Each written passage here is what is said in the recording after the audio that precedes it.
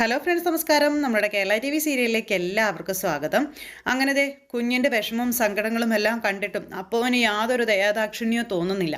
അപ്പോൾ ഇങ്ങനെ കുഞ്ഞിൻ്റെ കാര്യങ്ങളിൽ ഇടപെട്ടുകൊണ്ടേയിരിക്കുന്നു. കുഞ്ഞിനെ ദേവിയെ കാണിക്കില്ല, ദേവിയുമായിട്ടൊരു സമ്പർക്കത്തിന് സമ്മതിക്കുന്നില്ല.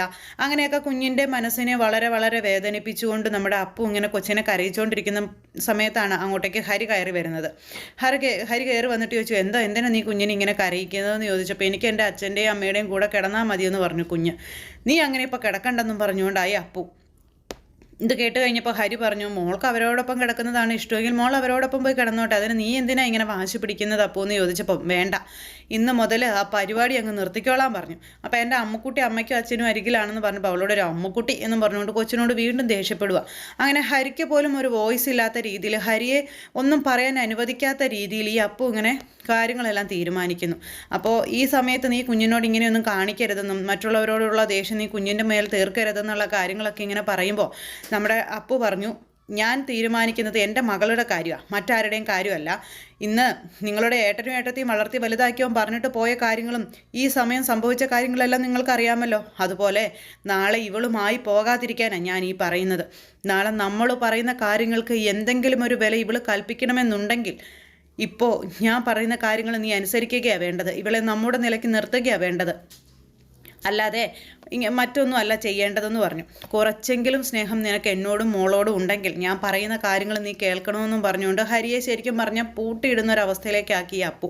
അപ്പോൾ അതൊക്കെ കേട്ട് കഴിഞ്ഞപ്പോഴത്തേക്കും ഹരിക്കും പിന്നെ അതിനെപ്പറ്റി ഒന്നും പറയാനോ അല്ലെങ്കിൽ അതിനെ എതിർക്കാനോ കഴിഞ്ഞില്ല. ഹരി ഒന്നും മിണ്ടിയില്ല കേട്ടോ. പക്ഷെ അപ്പോഴും കുഞ്ഞിങ്ങനെ കരഞ്ഞുകൊണ്ടേയിരിക്കുക. കുഞ്ഞ് ഭയങ്കര കരച്ചിൽ. കയറി കിടക്കടി എന്നും പറഞ്ഞുകൊണ്ട് കൊച്ചിനോട് ഭയങ്കരമായിട്ട് ദേഷ്യപ്പെട്ടു. അപ്പോഴേക്ക് ഹരി സൗമ്യമായിട്ട് കുഞ്ഞിനോട് സംസാരിക്കുന്നുണ്ട്. അങ്ങനെ കൊച്ചിനോട് സൗമ്യമായ കാര്യങ്ങളെല്ലാം പറഞ്ഞു കൊടുത്ത് നമ്മുടെ ഹരി കുഞ്ഞിനെ കയറ്റി കിടത്തി. അങ്ങനെ ഇവർ 3 പേരും കൂടി കിടന്നുറക്കമൊക്കെ പിടിച്ചു. ഇത് കഴിഞ്ഞ സമയത്ത് നമ്മുടെ ദേവി അവിടെ റൂമിൽ തൻ്റെ അമ്മുക്കുട്ടിയെയും കെട്ടിപ്പിടിച്ച്, അതായത് ദേവുട്ടിയുടെ ആ പാവക്കുട്ടിയെ കെട്ടിപ്പിടിച്ച് വാവിട്ട് കരഞ്ഞുകൊണ്ടേയിരിക്കുക. അങ്ങനെ ഭയങ്കര കരച്ചിലെന്ന് പറഞ്ഞിട്ടുണ്ടെങ്കിൽ സഹിക്കാൻ മേലാത്ത കരച്ചിൽ. അപ്പോഴാണ് ബാലൻ റൂം തുറന്ന് അകത്തേക്ക് കയറി ചെല്ലുന്നത്. അങ്ങനെ അകത്തേക്ക് കയറി ചെല്ലുമ്പോൾ കാണുന്ന കാഴ്ചയെന്ന് പറഞ്ഞാൽ ദേവി ഇങ്ങനെ പാവക്കുട്ടിയെ കെട്ടിപ്പിടിച്ച് കരഞ്ഞുകൊണ്ട് കിടക്കുന്നൊരവസ്ഥയാണ്. അത് കണ്ടപ്പോഴത്തേക്കും ബാലൻ്റെ നെഞ്ച് പൊട്ടിപ്പോയിട്ടോ. പെട്ടെന്ന് തന്നെ ദേവി ബാലനെ കണ്ടപ്പോഴേക്കും എഴുന്നേറ്റു. താൻ എന്താടോ ഈ കാണിക്കുന്നത്, തനിക്ക് എന്താടോ പറ്റിയത് എന്നൊക്കെ ഇങ്ങനെ ബാലൻ അന്നേരം ചോദിച്ചു. കണ്ടോ, ഇതെൻ്റെ മോളുടെ പാവക്കുട്ടിയാണെന്നൊക്കെ പറഞ്ഞു. അവളിപ്പോൾ അവളുടെ അച്ഛൻ്റെ അമ്മയ്ക്കും ഒപ്പം അല്ലേ കിടന്നുറങ്ങുന്നത്, നീ എന്തിനാ ഇതുപോലെ ടെൻഷൻ അടിക്കുന്നതെന്നൊക്കെ ഇങ്ങനെ ചോദിച്ചപ്പോൾ, എൻ്റെ നെഞ്ചിലെ ചൂട് പറ്റി അമ്മയെന്നുള്ള വിളിയും ഞാൻ കെട്ടിപ്പിടിച്ച് കിടന്നതല്ലേ എൻ്റെ മോളെ, ആ മോളെ എന്നിൽ നിന്നും പറിച്ചെടുത്തുകൊണ്ട് പോകുമ്പോൾ എനിക്കത് സഹിക്കാൻ പറ്റില്ല ബാലേട്ടാന്നും പറഞ്ഞുകൊണ്ട് ദേവി ഇങ്ങനെ സങ്കടപ്പെട്ട് പറഞ്ഞു. അപ്പോൾ ഈ സംഭവിച്ച കാര്യങ്ങളെല്ലാം നമ്മൾ ഉൾക്കൊണ്ടല്ലേ പറ്റുള്ളൂ എന്ന് ബാലൻ ദേവിയോടും ചോദിച്ചു. എനിക്ക് ദേവൂട്ടി എന്നിൽ നിന്ന് അടർത്തിയെടുക്കുന്നത് സഹിക്കാൻ കഴിയില്ല ബാലേട്ടാ, മറ്റെന്തും ഞാൻ സഹിക്കും, പക്ഷേ എൻ്റെ മോളെ എന്നിൽ നിന്ന് അകറ്റിയാൽ അത് ഞാൻ ഒരിക്കലും ക്ഷമിക്കില്ല എന്നൊക്കെ പറഞ്ഞു. അന്നേരം നമ്മുടെ ബാലൻ പറഞ്ഞു, അങ്ങനെയൊന്നും പറയാൻ പറ്റില്ലടോ, കാരണം ദേവൂട്ടി ശരിക്കും പറഞ്ഞാൽ അവരുടെ മകളാണ്. അതുകൊണ്ട് അവർക്ക് ദേവുട്ടിയുടെ കാര്യത്തിൽ എന്ത് തീരുമാനം വേണമെങ്കിലും എടുക്കാം, അവരെന്തും തീരുമാനിച്ചോട്ടെ, പക്ഷേ ആ തീരുമാനത്തിനൊന്നും ഒപ്പം എൻ്റെ മോളിൽ നിന്ന് കൊടുക്കില്ലെന്നൊക്കെ പറഞ്ഞുകൊണ്ട് ഇങ്ങനെ നമ്മുടെ ദേവി ഓരോന്ന് പറയുന്നുണ്ട്. ഒരു രീതിയിലും ബാലന് ദേവിയെ പറഞ്ഞ് മനസ്സിലാക്കാനും പറ്റുന്നില്ല. എങ്ങനെയൊക്കെയോ എന്തൊക്കെയോ പറഞ്ഞ് കുറച്ചൊരു മയത്തിലാക്കി ദേവിയെ കയറ്റിക്കിടത്തി ഉറക്കി നമ്മുടെ ബാലൻ. ഉറക്കാൻ ശ്രമിച്ചു, പക്ഷെ ഉറങ്ങിയില്ല എന്ന് പറയാം. ബാലനും ഉറക്കമൊന്നും വരുന്നില്ല. ദേവിയെ കയറ്റി കിടത്തിയിട്ട് ബാലൻ ഇങ്ങനെ ആലോചനയും കാര്യങ്ങളായിട്ട് അങ്ങനെ ഇരിക്കുന്നു. അപ്പോൾ ബാലേട്ടൻ കിടക്കുന്നില്ലെന്ന് ചോദിച്ചു. ഞാൻ കിടന്നോളാം, താൻ കിടന്നോളാം പറഞ്ഞു. എന്നോട് വലിയ ന്യായങ്ങളൊക്കെ പറയുകയും എന്നെ ഉറക്കാനൊക്കെ ആയിട്ട് ബാലേട്ടന് സാധിക്കും, പക്ഷേ ബാലേട്ടൻ്റെ ഉള്ളു പെടയുന്നത് എനിക്കറിയാമെന്നും പറഞ്ഞുകൊണ്ട് ദേവി ഇങ്ങനെ നേരം പറയുക. അപ്പോൾ അങ്ങനെ ആ ഒരു കാര്യമൊക്കെ പറഞ്ഞ് ഇവരിങ്ങനെ അവിടെ ഇരിക്കുന്നു. കുറച്ച് കഴിഞ്ഞപ്പോഴേക്കും നമ്മുടെ ദേവൂട്ടി, അതായത് ഹരിയുടെയും അപ്പുവിൻ്റെയും നടുവിൽ കിടന്നുറങ്ങുന്ന ദേവൂട്ടി പെട്ടെന്ന് കണ്ണ് തുറന്നിട്ട് അങ്ങോട്ടും ഇങ്ങോട്ടും നോക്കി ഇവർ രണ്ടുപേരും കാണുന്നുണ്ടോയെന്ന്. അങ്ങനെ നോക്കിയിട്ട് പതുക്കെ റൂമിൽ നിന്ന് അപ്പുവിനെയും ഹരിയെയും അറിയിക്കാതെ പമ്മി എഴുന്നേറ്റ് കൊച്ച് നേരെ ബാലൻ്റെയും ദേവിയുടെയും മുറിയിലേക്ക് ചെന്നു. അവിടെ ചെന്ന് ഡോറിൽ മുട്ടി. അപ്പോൾ പെട്ടെന്ന് ഇവർ രണ്ടുപേരും ഈ സമയത്ത് ആരാ വന്നു ഡോറിൽ മുട്ടാനായിട്ടുള്ളത് എന്നിങ്ങനെ ചിന്തിച്ച് വേഗം നിന്ന് ബാലൻ ഡോറ് തുറന്നു നോക്കിയപ്പോൾ ദേവൂട്ടി വന്ന് ഇങ്ങനെ അവിടെ നിൽക്കുന്നു. ദേവൂട്ടിയെ കണ്ടപ്പോഴേക്കും ബാലൻ ഇങ്ങനെ അമ്പരപ്പോട് കൂടി കൊച്ചിനെ നോക്കുക. കൊച്ചാണെങ്കിൽ ചിരിച്ചുകൊണ്ട് ഇങ്ങനെ നിൽക്കുന്നു. മോളെന്ത് ഈ സമയത്ത് എവിടെയെന്ന് ചോദിച്ചു. ഞാൻ എൻ്റെ അമ്മക്കുട്ടിയെ കാണാൻ വന്നതാണെന്ന് പറഞ്ഞ് ഓടി അകത്തേക്ക് കയറി ചെന്ന് ദേവിയെ കെട്ടിപ്പിടിച്ചു. കുഞ്ഞിനെ കണ്ടപ്പോഴേക്കും ദേവിക്കും അതിനേക്കാളേറെ സന്തോഷവും അല്ലെങ്കിൽ ആ ഒരു എന്താ പറയുന്നത്, ആ ഒരു അമ്മ സ്നേഹം, ആ ഒരു ഇതിങ്ങനെ. അപ്പോൾ കൊച്ചിങ്ങനെ കെട്ടിപ്പിടിച്ച് കഴിഞ്ഞപ്പോഴേക്കും എന്താ എൻ്റെ അമ്മ എന്ന് വിളിക്കാൻ വരാതിരുന്നേ, മമ്മി പറഞ്ഞു എന്നോട് അവിടെ കിടന്നാൽ മതിയെന്ന്. എന്താ അമ്മയ്ക്ക് എന്നോട് പിണക്കാണോ എന്നൊക്കെ ചോദിച്ചു കൊച്ചിങ്ങനെ വന്ന് ദേവിയോട് ഇങ്ങനെ ഓരോന്നൊക്കെ പറയാം.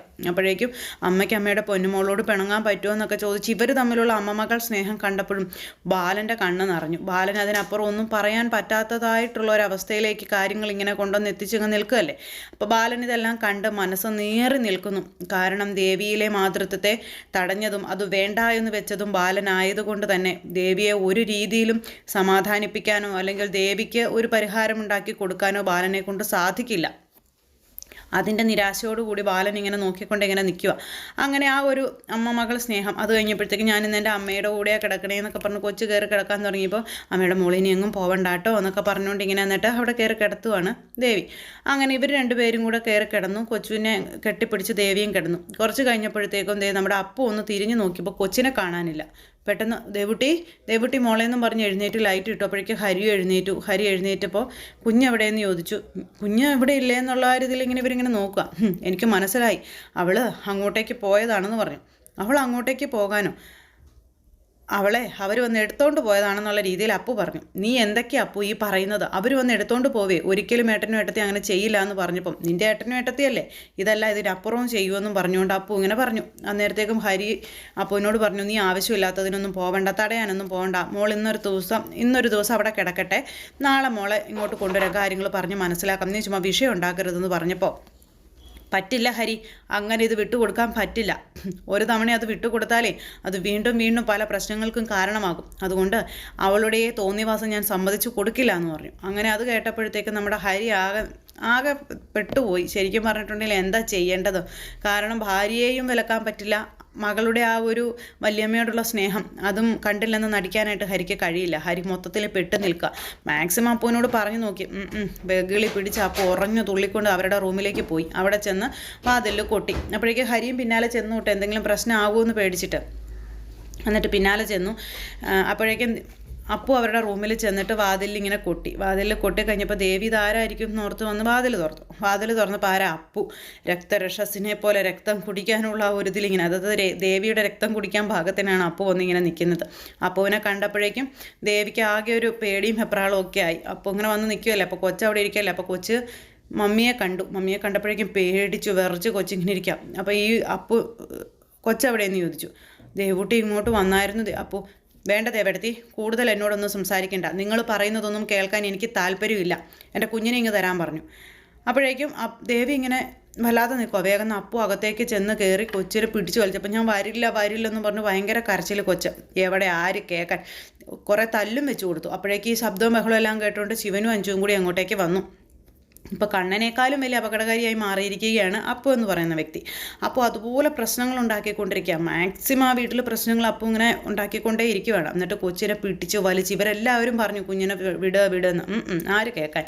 കുറേ തല്ലും കൊടുത്ത് കൊച്ചിനെ പിടിച്ച് വലിച്ച് നാണമില്ലല്ലോടി നിനക്ക്, നിന്നോട് ഞാൻ എന്താടി പറഞ്ഞത്, നിൻ്റെ മമ്മിയുടെ അടി ഞാനും ഈ നിൽക്കുന്ന ആളും അടി എന്നൊക്കെ പറഞ്ഞുകൊണ്ട് ഇങ്ങനെ എന്നോടും അതുപോലെ നിൻ്റെ ഡാഡിയോടും ഇല്ലാത്ത ഒരു സ്നേഹവും അതും നീ വേറെ ആരോടും കാണിക്കേണ്ട, അതിനുള്ള യോഗ്യത ആർക്കും ഇല്ല, അങ്ങനെയാണ് ഇങ്ങനെയാണെന്നൊക്കെ പറഞ്ഞു കൊച്ചിനെ പിടിച്ചു വലിച്ചു കൊണ്ടുപോകണം. അങ്ങനെ കൊച്ചിനെ പിടിച്ചു വലിച്ച് അറം പറ്റുന്ന വാക്കുകളും പറയാൻ പറ്റാത്ത വാക്കുകളുമായിട്ട് അപ്പു കുഞ്ഞിനെ പിടിച്ചു വലിച്ചു കൊണ്ടുപോകുമ്പോഴത്തേക്കും കൊച്ചിനത് ഷോക്കായി. പെട്ടെന്ന് കൊച്ചിന് ശ്വാസം കിട്ടാതെയായി. കൊച്ചു ഭയങ്കരമായ ഒരു അവസ്ഥയിലേക്ക് മാറുന്നു. അപ്പോഴേക്കും ദേവിയോടുള്ള പക തീർക്കാനായിട്ട് പിടിച്ചു വലിച്ച ആ ക്രൂരത മുഴുവൻ കാണിച്ച് ആ കുഞ്ഞിനെ കൊണ്ടുപോകുമ്പോൾ ആ കുഞ്ഞിൻ്റെ ജീവനെ പോലും അപ്പോൾ വില കൊടുക്കുന്നില്ല. അപ്പുവിന് കുഞ്ഞിനോടുള്ള സ്നേഹമൊന്നുമല്ല, മറിച്ച് ബാലനോടും ദേവിയോടുമുള്ള ആ ഒരു ദേഷ്യവും അല്ലെങ്കിൽ ആ ഒരു കലിപ്പൊക്കെ ഉള്ളതാണ് സത്യം. അങ്ങനെ കുഞ്ഞിനെ പിടിച്ചു വലിച്ചു കൊണ്ടുപോകുന്ന വഴിക്ക് കൊച്ചിന് പെട്ടെന്ന് ശ്വാസം കിട്ടാതാകുന്നു. കൊച്ചിൻ്റെ നില അതീവ ഗുരുതരമാകുന്നു.